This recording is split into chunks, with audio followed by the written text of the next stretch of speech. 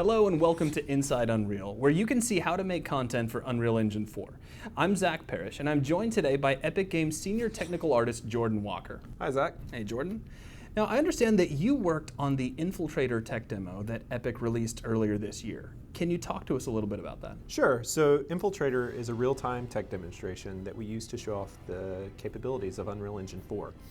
In it, we have high dynamic range reflections, GPU particles with collision, material layers, as well as many more features.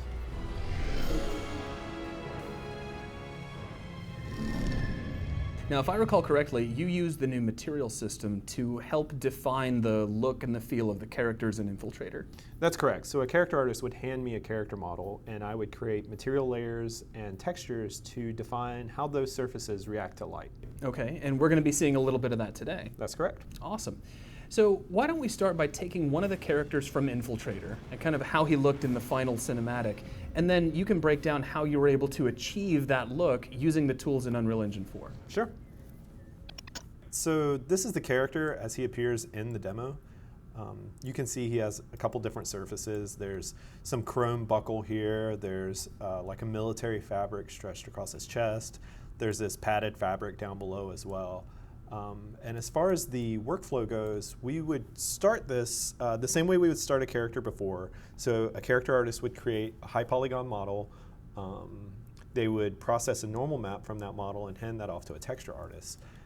Once the texture artist received that asset, they would create a few different textures, one of them being a material mask that kind of color codes where each material goes on the surface. Now, in this case, when you say where each material goes, are you talking about like the different types of surfaces that make up the character? Right, so here you can see they colored in where metal goes on his mask.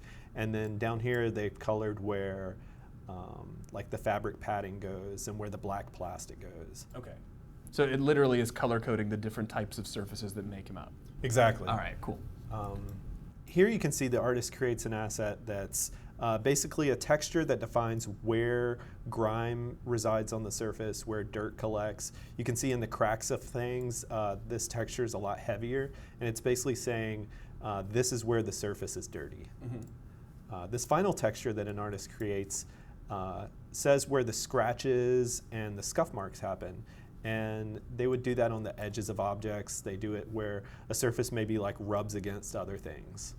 So this is an example of a variant that we made where I took just one of the layers, which was composite plastic, and said, now it's this like orangey copper metal color.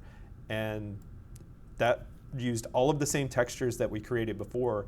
I just swapped out one material layer. Yeah, and the touch of color actually looks really amazing there. Very nice. Now, in the Infiltrator demo, you actually used a combination of the traditional approach along with the incorporation of these layered materials. Can you talk a bit about how you did that? Right, so we used a traditional approach to create the material layers. So an artist will create a tiling base color, a tiling roughness texture, and a tiling normal map the same way they would before. They make that material layer look good, and then they use the new techniques of material layers to combine all of those together. And they still use traditional techniques to create the masks, right? Like those are created using Photoshop or 3D paint programs to blend the material layers together. So how do you benefit from using this hybrid technique? So you get the benefits from material layers, which is a really high resolution tiling material, combined with the benefits of traditional techniques where an artist is saying, you know, I want a scuff mark on his shoulder pad, or I want copper on this part of his body. And so you're allowed custom surface information, but it still looks really high resolution and highly detailed.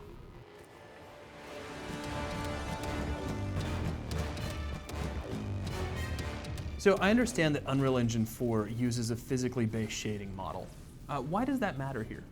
It's nice because when an artist creates a material layer, they know that it's going to react to light in a consistent manner, no matter what lighting condition it's placed in. This keeps the artist from having to tweak their surface for individual lighting conditions. So as an artist yourself, what is it that you want other artists and designers to take away from this? One of the really cool aspects is that it's very easy to make consistent art across your entire project. So you make your metals, you make your cloth, you create your materials that you know you're going to use, and wherever they're used in your project, you know that they're consistent and they're high quality. And it's also useful because, say you have this like paint that's used in your game, and you have an art director who says, could we make that slightly more blue? You can update that one asset, and since it's used across your entire game, everything updates automatically. So there's a look at creating highly detailed character assets using Unreal Engine 4 with some of our new material tools and techniques. Thank you very much for watching, and we hope to see you on the next Inside Unreal.